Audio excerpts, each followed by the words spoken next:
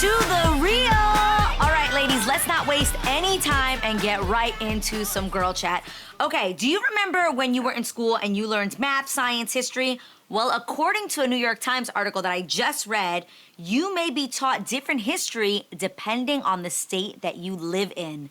That's right, you guys. Literally, every state has different textbooks, so the information is different. For example, a California textbook about immigration highlights the voice of a Dominican American family, while a Texas textbook highlights the voice of a Border Patrol agent. Wow. Hear that carefully. Another example shows how California teaches about how many white people intentionally tried to move away from diverse neighborhoods, while Texas says they were just trying to escape crime and congestion. Stop You it. can obviously see it's two very different perspectives, so to speak. So, ladies, do you think that history should be taught truthfully across the board? Yes, absolutely. Do. Not only did 2020 open up our eyes to learning the truth behind government policy and things that you would think at this point would be banned, would be illegal, like redlining. But unfortunately, not only do they still exist, but I had to unlearn a lot of things that I had learned from my basic American textbooks. Things like Christopher Columbus discovering North America. He actually never even reached America. Or total that lie. slavery was abolished by the Emancipation Proclamation. Right. No, it wasn't. Right. It was like 20 years later. So, I mean, yes, how can we fact check, like you said, Adrian, and make sure that it's consistent across the board? And whether it's public schools or private schools, we deserve to get facts. Agree. I couldn't agree with you more. I feel like if there's different textbooks for different areas or different schools, they're controlling the narrative, right? They can control what we learn, when we learn it, and about what. And I know for me, I did not like history in school at all. But I wonder if there were more positive stories about, you know, Black people instead of just all about slavery, if I would have enjoyed it more, you know? And they say that in 5th grade is when they introduce American history.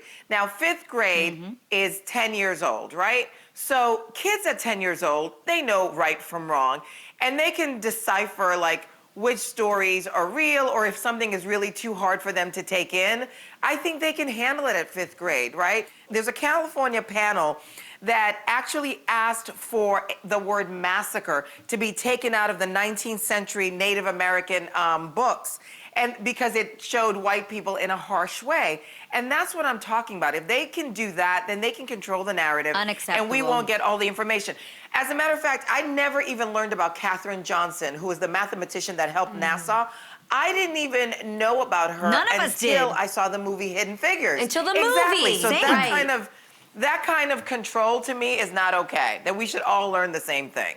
I think it's really important, and this echoes why it's important for parents to actually be part of the school system and actually make sure that they're understanding what the schools are putting into the textbooks, what textbooks they're approving, the syllabus. This is why we have the parent-teacher conferences, school board conferences. I mean, if you're going to have children, and especially during this time, you know, you have to take part in it because this is what they're teaching our children. And also, get your kids to question. I don't think it's not disrespectful. Have your kids to question if they feel like something is being learned. And you also have to sit down and talk to your children. I mean, I'm not a mom, but I'm an auntie. And I ask all the time, I ask them, what do you learn in school? You know, that used to be the question that we would sit down and talk to our kids about so that we can find out certain things. And you're right, Jeannie. It's like when you find out what they're learning, you're like, wait, no. This is what I learned. But more importantly, and this is the last thing I want to say, is that it's important for us, especially in this climate, to write our own stories because this is history. And history is so important. I hope each of you ladies are journaling, even if you're just writing down a few things about how you're feeling. We're going through a pandemic right now. Everybody within the sound of my voice, in 100 years, people are going to want to know what happened during this pandemic. And people of color especially need to have their stories told as well and recorded. So please start journaling, write down, because you are part of history. Yes, and another big point to bring out is I don't know about the rest of you guys, but the majority of my teachers, all the way up till maybe about 9th or 10th grade, were all white women, most of them. All My whole teachers. life And was so- white women. Right, and I want to say they're also primarily white. So I'm saying, I don't know if we have the right diversity within the education system that are going to prioritize things that Yeah. are important to them. You know, I didn't learn about leaders like Ho Chi Minh who completely corrupted Vietnam. I didn't learn about, you know, I did book reports on Benjamin Franklin and Christopher Columbus. I didn't do them on, you know, great leaders that were of different Hello. ethnicities. So Did anybody else dress up like an Indian in school and out of the Yeah. paper bag material, a vest and the Yes. feathers? Right. Like, Yes. guys, looking back, I have pictures like that, and I'm like, who allowed this? Who said this Yes. was okay? It's completely inaccurate when you talk Right. about pilgrims and Native Americans and Adrian, after you're being taught that Christopher Columbus founded America, not that it was inhabited by Native Americans, and that we we're dressing up celebrated as him like in the he is beginning. a hero. We celebrated him like not he's a a slave hero, owner. especially, you know, learning my Puerto Rican culture and learning our history and recognizing that he came to Puerto Rico and these people, these Taino Indians, the natives there, welcomed him with open Yeah. arms. He ended up enslaving them on their own land. And then when they were dying off because of all the infectious diseases that they came with, these people weren't used to that. They then said, we need more people to work the land, and went and got slaves from Africa.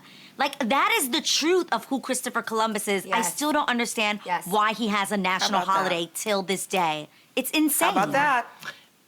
Yeah, it Well, really the thing is insane. also It really is insane. it all goes into who's over these boards, who's over the school boards, things like this. This is all important, and it is about us. You know, we sit here and we say, well, what's our solutions? Again, the solution is getting involved. The solution is voting in the right Right. people Yeah. that are going to help us to become Diversify. better. Yes, Definitely, diversify. definitely. So true. Exactly, Jeannie. Exactly. I have to get your opinion about this, ladies. I read this on Reddit. Okay. I read an article where this husband got really upset because he found out that his wife had a secret bank account. She's been putting money away for the past 4 years. She has $25,000 in this account that he knew nothing about, that he felt like she was going behind his back. And my thing to you is, especially you, Adrian, who's married, how do you feel about that? Do you feel like it's important to have a separate savings account, you know, apart from your husband?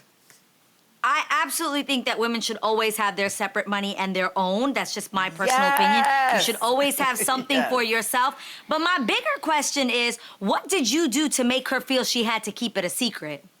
It's like, that's where it Oh, gets that's a weird. good I don't question. think that you should be keeping things a secret. Like, why did she feel she had to hide this money from you? Did you make her feel bad about her spending? Did you make her feel, you know what I'm saying? Like, I'll let you know. Yeah. Oh, baby, I can do Yes. for myself. I will do just Yes. fine on my own. Yes, I have my money set apart. Right. But why did that need to be a secret?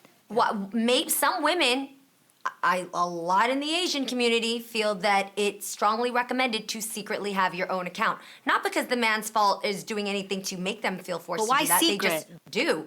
So I want to say something that my therapist said that I loved. He said, when you become married, you are no longer individuals. You still have your individuality, but you are now partners. So if you feel the need to have a secret in your marriage, you should not be married. That's what I'm saying. I get where your That's what I'm therapist is going saying. with that, but I Why? don't know about that. But I want to don't say, know. but I want to say, with that said, I strongly believe you should have your own accounts. You can have your own Hell accounts in yeah. a blended pot, whatever. Absolutely. But don't keep it a secret. You don't need to know the details. My mother always told me, don't let a man leave you and you're destitute. Always have something for yourself. And I believe that's My true. I mom feel said like the when you same come into thing. a relationship, yeah, of course she does, because she's smart. Yeah. So listen, I feel like you come into a relationship with your own money, with whoever you are, right?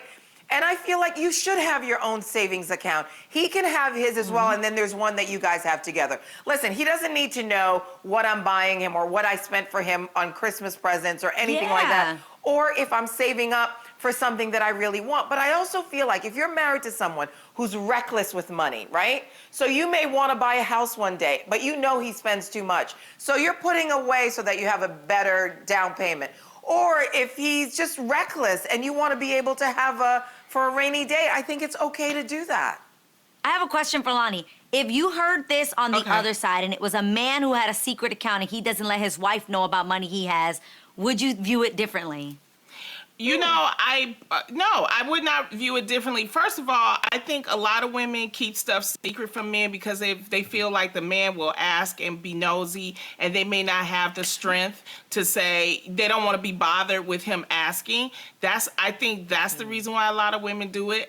But you know, for me, this is why I make my own money. But there are certain women, you know, Yes. they may not work outside of the house, so they need to, you know, put something away, but they don't want to let him know.